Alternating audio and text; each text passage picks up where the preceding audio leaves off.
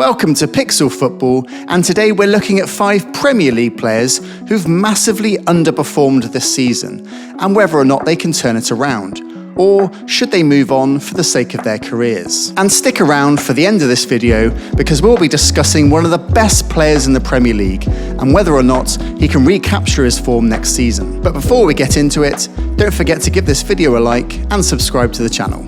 So first up is André Onana, probably the most criticised player in the Premier League this season. And let's be honest, he's had a shocker. But if United are to get back to competing for titles again, it's probably time to part ways with Onana. Which is a shame, because he's at the end of his 20s, so should be hitting his prime. And he's proven himself before at Ajax and at Inter during their Champions League run a couple of years ago. But if we compare Onana to 3 of the best Premier League goalkeepers this season, in Alisson, Raya and Sels, the thing that really stands out here is the errors leading to goals. Onana has 3, whereas Alisson has 1, Raya 0, Sels 1. Since the start of last season, no goalkeeper has made more errors leading to goals than André Onana. He's obviously conceded a lot more goals than the other 3 as well, because he's playing for an inferior team this season.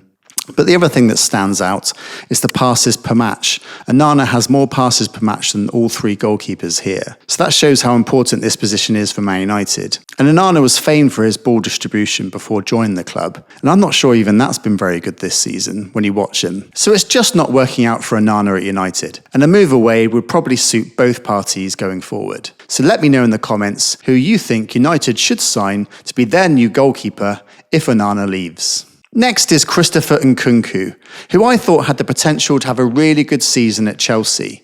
In fact, we mentioned him as a player to watch out for in our Premier League predictions video at the start of the season. But again, it's just not worked out for him. And if we remind ourselves of just how good he was at Leipzig, he scored 47 goals in 119 Bundesliga games, with 43 assists as well. So incredible numbers. When Chelsea signed him, he looked like such a strong prospect. But he's not had great returns in the Premier League this season. He's been in and out of the team, and he's actually played better away from the league in cup competitions, where he's scored 11 goals in 15 appearances, which is really good, whereas he's only managed 3 goals in 27 appearances in the league. There's a perception that Maresca has a really locked down, technocratic style of play, which doesn't allow for any spontaneity or individual flair. And some suggest that's the reason why Cole Palmer's form has really dropped off towards the end of the season.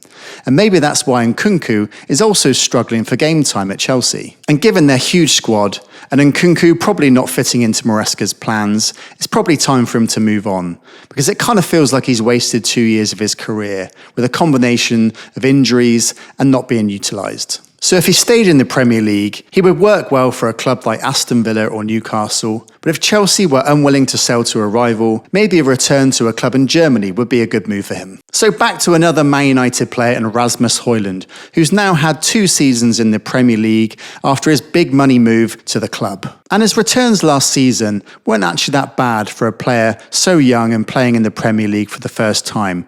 10 goals in 30 games isn't bad, and in line with what he was achieving at Atalanta before moving to the club. But this season his levels really dropped off and reflects United's demise this season, scoring just 4 goals in the Premier League, which as United's leading striker just is so far off where it needs to be. And on top of that, look at his assists for the team over the 2 years as well. It's really poor. I don't think Højlund is ever going to be a prolific goal scorer, but he's struggling to also link up with other players as well. So it's just not good enough. This is Man United we're talking about. If he did stay, he needs a really big player to play alongside him to take the pressure off his shoulders that will allow him to grow and develop as a player. But a clean start somewhere else would be a really good move for him.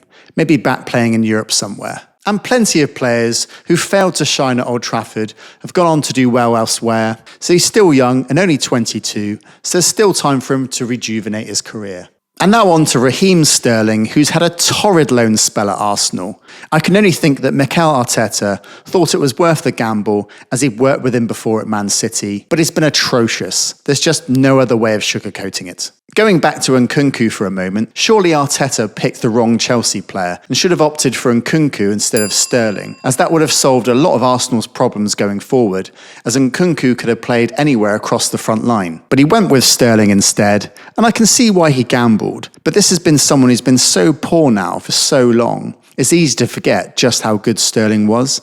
This is someone with nearly 400 Premier League appearances and 123 league goals. But for Arsenal this season, he's only played 15 games in the league, scoring no goals with just 2 assists. But look at his stats, like 0% shooting accuracy, 0 shots on target. It's just really poor. And when you watch him, it just looks like he's aimlessly running at defenders and hits a wall. And it feels like there's a lack of thought there sometimes. So he's not going to stay at Arsenal, and I can't see him returning to Chelsea. And he's still only 30. It feels like he's been around forever. But he should be coming into his prime. Yet it feels like it's someone playing at the end of his career. So where should Sterling go from here? I think playing for a lower Premier League team would be a good move for him, or maybe even a stint abroad. So let me know in the comments where you think Raheem Sterling should go from here. But it's really hard to see him getting back to the top level where we've been used to seeing him.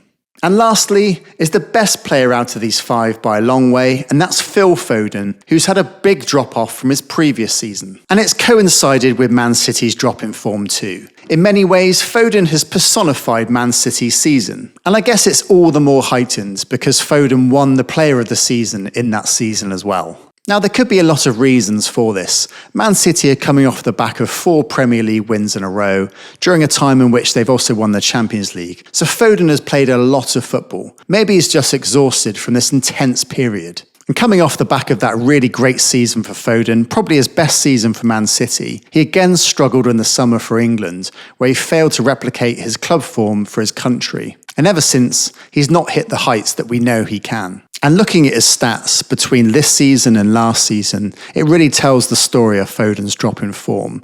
He scored a lot less goals, 19 in his 23-24 season, whereas just only 7 goals this season. And the assists is a big one too, again dropping from 8 assists to 2 assists. But if you look closely into his other stats, everything is down on the previous season. Shooting accuracy from 46% to 31%.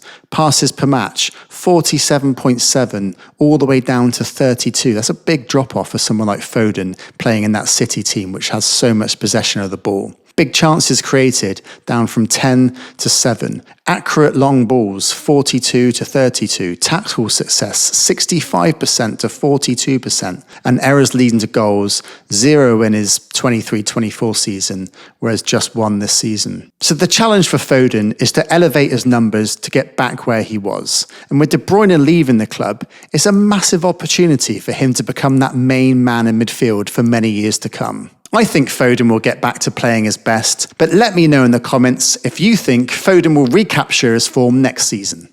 So that's 5 players who've had a flop season. Let me know in the comments if you agree, and also tell me if there's any other players who've also had a shocker and why. And don't forget to like the video and to subscribe. See you again soon.